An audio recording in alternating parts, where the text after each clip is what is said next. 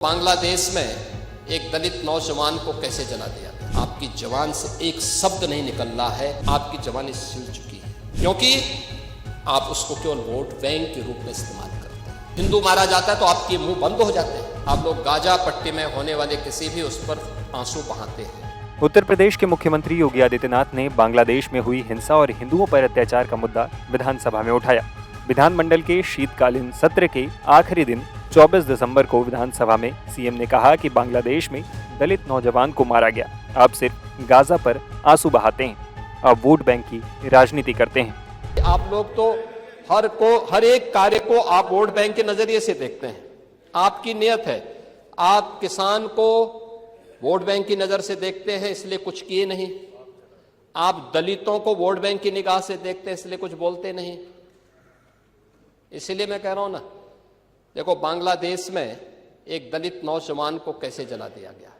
आप लोग गाजा पट्टी में होने वाले किसी भी उस पर आंसू बहाते हैं, लेकिन आपकी जवान से एक शब्द नहीं निकल रहा है, क्योंकि एक दलित नौजवान मारा गया बांग्लादेश में, और उस नौजवान के मरने पर आपकी जवानी सिल चुकी है, क्योंकि आप उसको केवल वोट बैंक के रूप में इस्तेमाल करते हैं। ये राजनीति नहीं है पांडे जी, ये राजनीति नहीं है, ये वो सच्चाई है जो आपकी तुष्टीकरण की नीति है, जिसके कारण बांग्लादेश बना है। अगर बांग्लादेश पाकिस्तान नहीं बना होता, इस तरीके से हिंदू नहीं जलाया होता, और जलाता तो फिर उसकी क्या दुर्गति होती या वह भी जानता। ये सुरक्षा की गारंटी, वहां मारे जा रहे हैं हिंदू, आप लोग नहीं बोलेंगे। एक कैंडल मार्च निकाल के चलते हैं गांजा के मुद्दे को लेकर के, लेकिन पाकिस्तान और बांग्लादेश में हिंदू मारा जाता है तो आपके मुंह बंद हो जाते हैं, क्योंकि मरने वाला हिंदू है, दलित है, आप बोलेंगे नहीं। और यही सच्चाई है। निंदा प्रस्ताव पारित होना चाहिए, और ये प्रस्ताव नेता विरोधी दल की तरफ से आना चाहिए।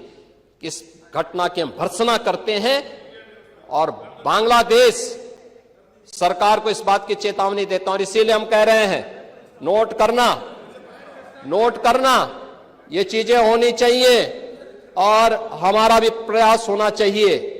जब बांग्लादेशी को यहां से निकालेंगे और रोहिंग्या को यहां से बाहर का रास्ता दिखाएंगे, तो उनके समर्थन में मत आना, क्योंकि उनमें से बहुत सारे लोगों के वोट आपने बनवाए हैं। उनके बहुत सारे लोगों के लिए आधार भी बनवाने का पाप किया है आप लोगों ने।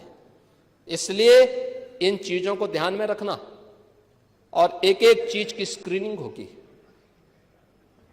बहुत प्रभावी कार्रवाई करेंगे। हमारे ही देश में रह करके ही हमारे लोगों के खिलाफ अपराध, और वहां पे निर्दोष हिंदुओं पर अत्याचार करोगे, निर्दोष सिखों पे अत्याचार करोगे, ये स्वीकार्य नहीं हो सकता है। और यही आप करते हैं कि किसानों के बारे में भी आपका आचरण यही है।